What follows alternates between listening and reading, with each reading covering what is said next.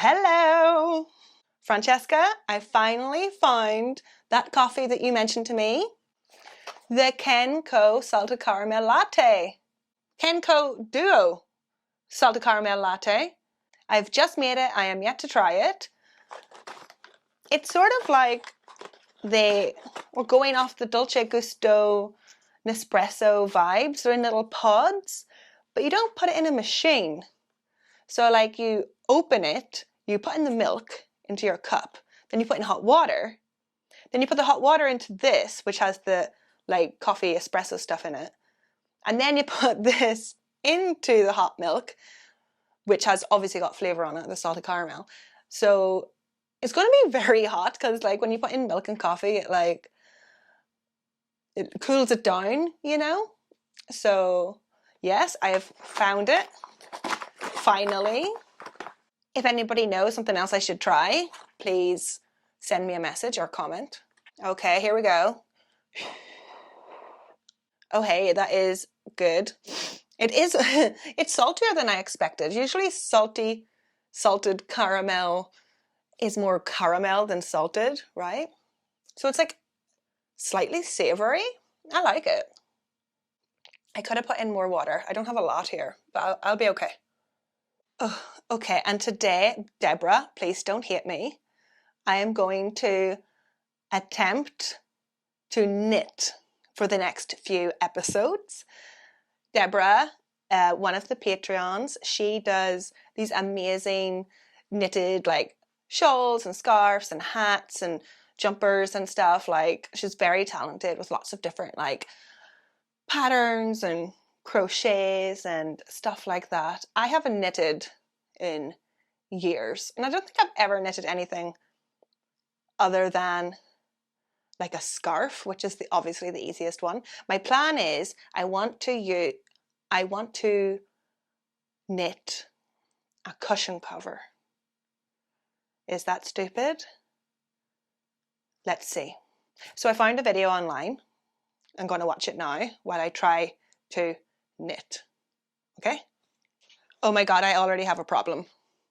Like, I can't find the end. Can I just cut an end? Oh wait, I found one. There's an end. Okay, right. Oh dear. Oh, there, okay, right. Here we go.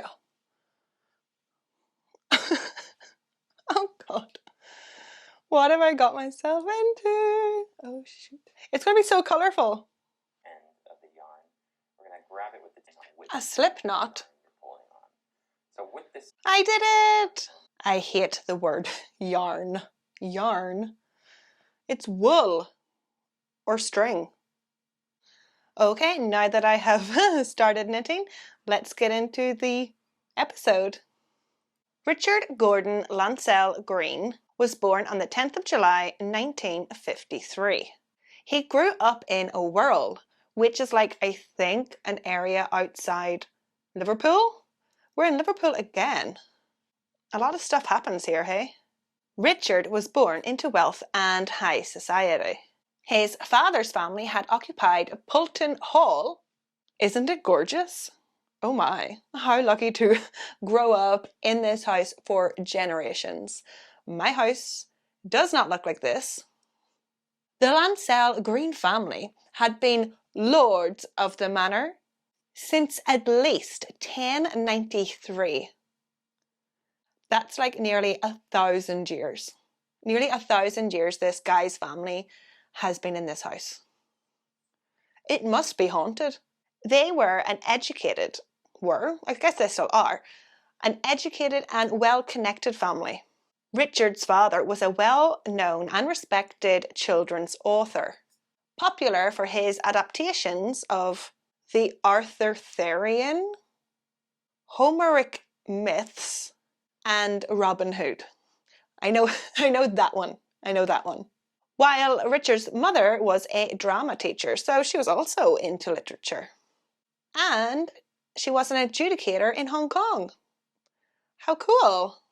So growing up, Richard's love for literature was obviously and easily inspired by his parents. But Richard's particular fascination and childhood obsession was the mysterious novels and intelligent protagonist, Sherlock Holmes. At just 7 years old, Richard began his lifelong collection of Sherlock Holmes memorabilia. He even created his own version of 221B Baker Street, the fictional place where Sherlock Holmes' office was. So he created this little model house in his attic in Polton Hall, gleaning materials from thrift shops, junk stores, and of course from the family's very own antique house. As Richard got older, he began to assemble his literary collection. He was growing more serious about his fascination, collecting any edition of Arthur Conan Doyle's books and personal items, as well as posters and just novelty items that were just Sherlock Holmes theme or Doyle association. Like I said, the family was well educated, as was Richard. He went to Berkshire College and then University College, Oxford, where, of course, what do you think he got a degree in but English? He probably already had that degree. He probably did all that reading already. Yeah, didn't need to study. After leaving college, Richard travelled extensively throughout Europe, India, and Southeast Asia. After his travels, Richard delved passionately back into his first love, Sherlock Holmes. Eventually, Richard was considered the world's foremost scholar on Sherlock Holmes and Arthur Conan Doyle. He knew everything. People went to him for advice and opinions. And as he got older, he still collected Sherlock Holmes and Arthur Conan Doyle memorabilia. He was also a co-editor with Michael Gibson of the first comprehensive bibliography of Arthur Conan Doyle. And they had published a series of writings that had never been collected in book form. In 1984, the biography that him and Michael had worked on received the Special Edgar Award, whatever that is. I think it's after Edgar Allan Poe, from the Mystery Writers of America. Richard also published 3 books independently without Michael. My favourite, which I'm not going to read, but it's kind of cute, was Letters to Sherlock Holmes, published in 1985. For this book, Richard had collected the most interesting letters that people had actually posted to Sherlock Holmes. Like letters to Santa Claus. Like people were actually posting letters to Sherlock Holmes and Watson, asking to solve a riddle or maybe a cute Q&A. Of course, 221B Baker Street doesn't exist, but the closest one in London to that street was the Abbey National building. It's closed now. I believe Abbey National was bought, right? So at the time, the Abbey National building was the closest to 221B Baker Street. So he was able to collect all these letters from Abbey National. And if we look around here, we can see that there is now a 221B Sherlock Holmes museum. There's actually a lot of Sherlock Holmes stuff around the street. Why not? Do it. That's fun. Must be a pride of London. Now, Richard was not a little bookworm, if that's what you were thinking. How rude. Richard loved attention and was described by people as a bit of a showman. From 1996 to 1999, Richard was the chairman of the Sherlock Holmes Society. At the events, he would dress up. He had the habit of dressing up as a 19th century master of ceremonies. Yes, I didn't know what that was either, so I had to look it up. This is it. It's like that little penguin tuxedo suit, all old school. Yeah, so he would wear this at events. But remember, it's the 90s. It's the 90s. Boyzone and Spice Girls are playing on the radio while he's dressed like this. What an attention seeker. Good laugh, Richard. Apparently, Richard also dressed in costume when he went to Switzerland. He went to visit this waterfall that was written in the Sherlock Holmes books. So apparently this was where, in Switzerland, that Sherlock Holmes had died. He was killed by his nemesis, Moriarty. And according to the canon, the lore of Sherlock Holmes, he was dead for 8 years. Basically, Arthur Conan Doyle didn't write a book for 8 years until he resurrected Sherlock Holmes. I wonder, did he kill him again? So yes, Richard Green had encyclopedic knowledge of Arthur Conan Doyle and Sherlock Holmes and was considered the world's foremost scholar. I've said that already. Although sometimes his love for all things Doyle and Sherlock bordered on obsession. In the early 2000s, Richard was working extensively on notes collecting material for another book. This was to be a 3-volume biography on Arthur Conan Doyle. So he needed as much material as possible. He needed everything he could get his hands on if this was going to be the best biography in the world about Arthur Conan Doyle. So Arthur Conan Doyle papers and manuscripts were to be sold at auction, and Richard wanted to get his hands on them. But instead of, bidding at the auction, may I remind you where he grew up? He was born into wealth and high society. He has money. Instead of bidding, Richard used lawyers to get his way. Sort of like a brat. Using legal wranglings, Richard was able to get the Arthur Conan Doyle papers and private papers, like personal papers, letters, and manuscripts. And this was something that Richard actually regretted. He didn't like how messy it was. Using lawyers, it's just so serious, but over literature, which is meant to bring joy, happiness, excitement, it's all too real for a fictional series. Although he said he regretted it, his actions didn't reflect his words. Because this was not the last time Richard would interfere legally in the world of Arthur Conan Doyle, his legacy, and distribution of personal items. In early 2004, there was an auction at Christies. Ooh, so fancy. They were putting up on auction the lost archive of Sir Arthur Conan Doyle. This contained 3,000 letters, notes, and drafts for books. Material providing deep insight into Arthur Conan Doyle's life. The papers included private correspondence between Arthur and his family members, as well as prominent figures of history, including Winston Churchill, P.G. Wodehouse, Theodore Roosevelt, and Oscar Wilde.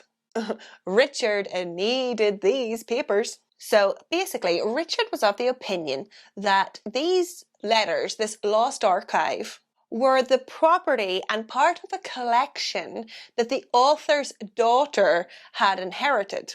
The daughter, now dead, had bequeathed her collection to the British Museum. The British Library. And this is the British Library. Richard argued with Christies, saying that these 3,000 papers were either mixed up or stolen from Arthur's daughter by another relative, a great nephew. And these were being sold illegally. The British Library should have them. Richard was also nervous about the fact that the auction was dominated by very wealthy American bidders.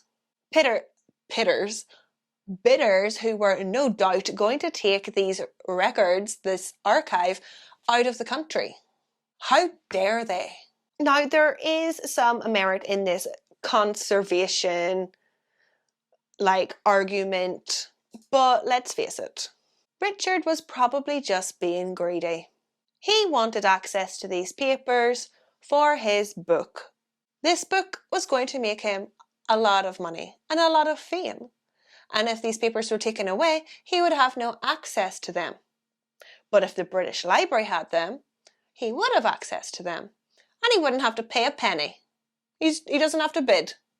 Remember, he is a millionaire. He could have bought them. He chose not to. Also, I think perhaps he felt entitled to the papers because he was the world's foremost scholar. He should automatically have a say in what happens to them. Bit of entitlement here, I think. Anyway, so he tried to stop the auction from going ahead, but was unsuccessful. He couldn't prove that the papers were the property of Sir Arthur Conan Doyle's daughter. The British Library and Christies, they both assured Richard that the great-nephew had inherited them legally and everything was sound. So the auction went ahead. And the 3,000 papers, the 3,000 pieces of lost archive were sold for nearly £1 million. Richard was raging and could speak about nothing else for weeks. He was fuming. His life's work was building towards the ultimate Arthur Conan Doyle biography. He was tormented that these papers were to be distributed across America. But soon, Richard's rage turned to fear. In early March 2004, Richard began to unravel and confide in his friends. He believed that an unidentified American man was following him. He even told the newspapers, "Something might happen to me." Richard was extremely nervous and hadn't slept for weeks. He thought that perhaps his obstinance towards the auction was rubbing people the wrong way. Richard was paranoid and feared for his safety. His behaviour became increasingly erratic. When talking on the phone to his sister, he accused her of not being her. He thought she was an imposter, pretending to be her. He was also convinced that his peers were conspiring against him. They were out to get him. And someone was watching him. So one evening, Richard went out for drinks and dinner. Dinner and drinks, I suppose. That's not the way I drink it. I do drinks first, then dinner. So Richard went out for dinner and drinks with his ex-boyfriend, Lawrence Keane. They had dated for 2 years, but it didn't work out. And then for the next 6, they just remained good friends. Richard drank wine heavily throughout the whole dinner, with the auction dominating conversation, obviously. When the pair went back to Richard's for some coffee, Richard insisted they talk in the garden. He was convinced the whole apartment, every room, was bugged. He told Lawrence, "Someone is out to get me." On the evening of the 27th of March 2004, Richard's sister Priscilla telephoned his flat. She was super worried about her little brother's mental health and well-being. He was spiraling. Richard didn't answer the phone. Priscilla was taken back when the answering machine's message was different. Richard had had the same voice mail message for the last 10 years. All of a sudden, it was an American voice on the phone. Priscilla knew something was wrong.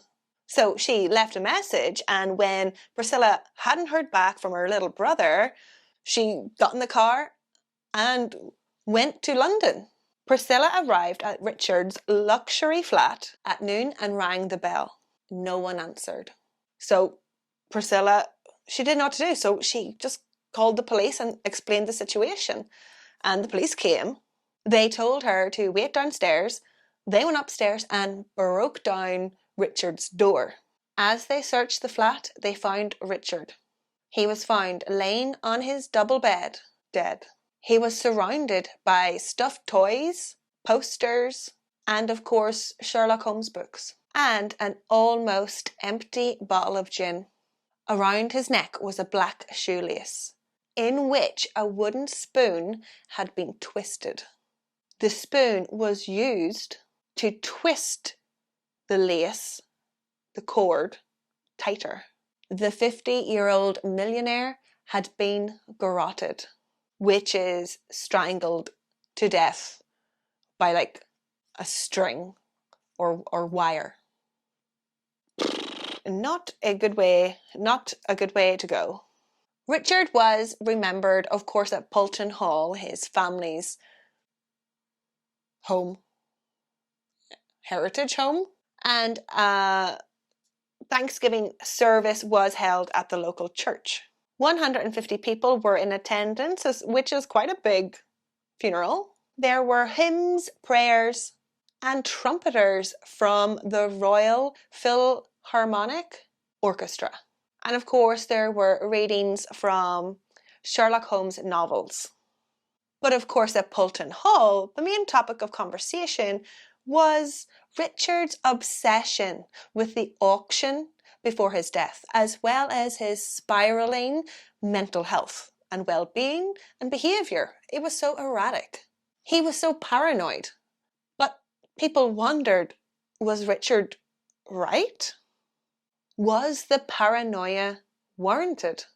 Now, unfortunately, there's not much of an investigation. When police got to the door, with Priscilla downstairs, remember, when police got to the door, they found no signs of forced entry. And when police found Richard on the bed, surrounded by all his stuff, they immediately thought, oh, he's done this to himself. And like that, the body was removed. The criminal investigation department was not involved. Nobody involved in like crime scene stuff came by. So no DNA, no fingerprints, nor pictures were taken of the scene. What little investigation work was done was, of course, the police investigated Lawrence Keane, Richard's ex-boyfriend and possibly the last person to see him alive. Possibly. We don't know if he is or not. So right off the bat, police asked, you know what they asked? Was this a gay sex thing that went wrong? Oh my. Why? Lawrence was like, oh, for God's sake, no, and resented the implication. And from then on, Lawrence refused to do any police or media interviews, which I think is a smart move. You know, you could say something and somebody could take it out of context. Just best up. Priscilla told police that when she called, there was an American man's voice on the answering machine. But upon further inspection, this was actually just the voice, like the default voice that comes with the tape. Richard had deleted his own message. But why? Why did he delete it? And that was it. That was the whole investigation. They asked two people really stupid questions and chalked it down to suicide.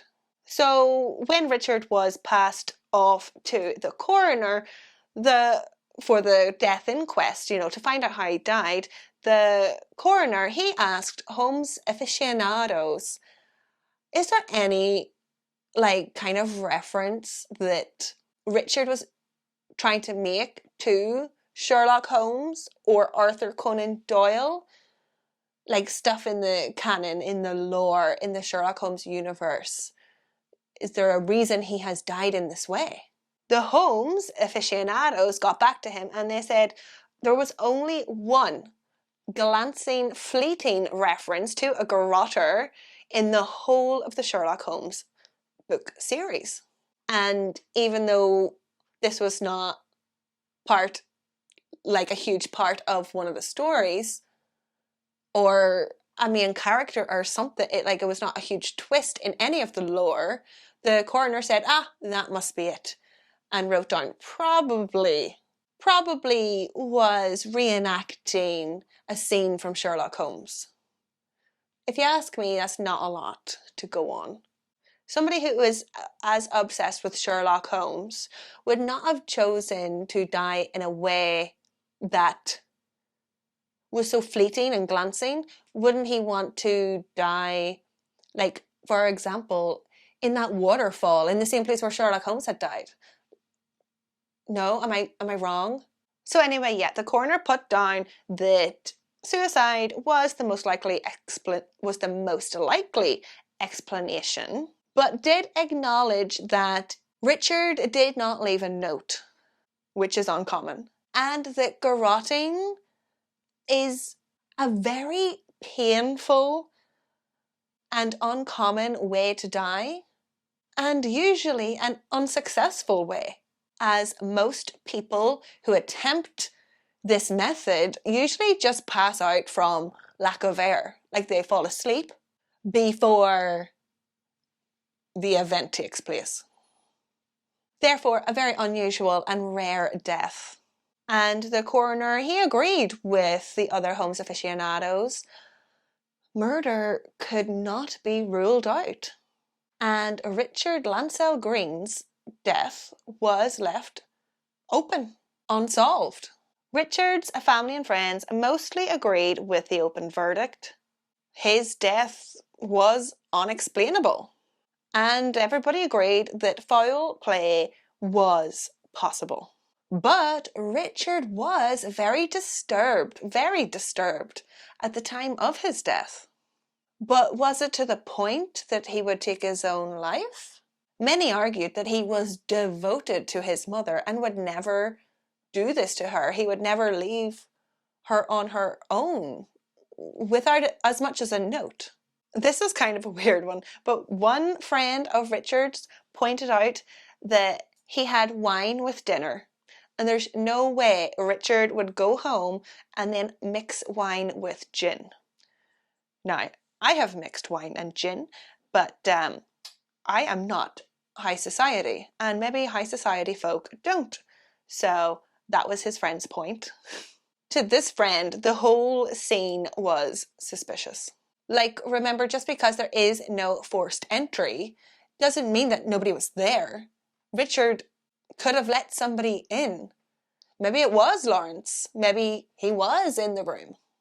However, one friend of Richard's does believe his death was at his own hands.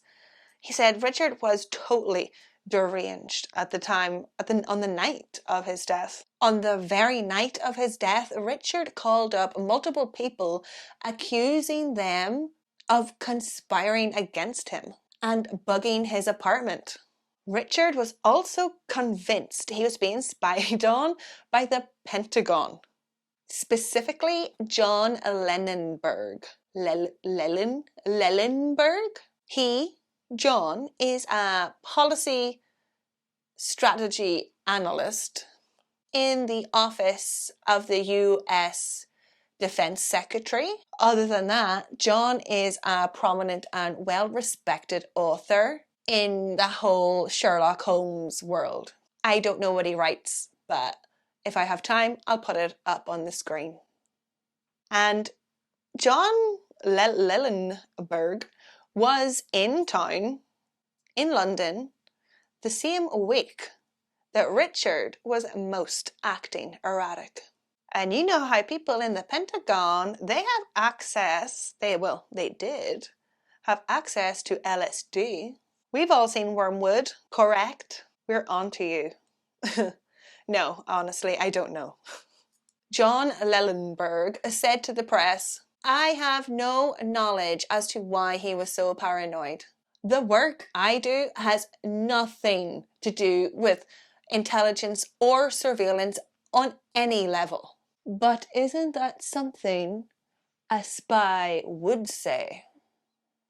Since Richard's death and funeral, the media and online discussion has drummed up further debates and theories and conspiracies. There has been much speculation that Richard's death was an elaborate suicide, intended to look like murder, to cast suspicions on his rivals, John Lenenberg. This replicates the plot of one of the very last Sherlock Holmes mysteries, The Problem of Thor Bridge. In this mystery, a woman dies by suicide in a way that was meant to implicate the woman that her husband had been having an affair with. Perhaps Richard had been planning this death for weeks. But of course, surely Richard's rivals would know this story. What if they staged the murder? Like as a way to divert suspicion, like a double bluff. There is also a half-concocted notion that there's like a curse of Sir Arthur Conan Doyle. Arthur Conan Doyle was a devout spiritualist. He was constantly trying to reach the dead and interact with them and talk to them. And apparently the curse goes that anyone who inherits Arthur Conan Doyle's stuff also inherit bad luck. They die young, suddenly, tragically, or are barren. This happened to all of Arthur Conan Doyle's children, which is why Arthur Conan Doyle's stuff is being handed down through like nieces and nephews and stuff like that. Like not his immediate family, it's like, other people. So basically, Richard's death still remains an open verdict to this day.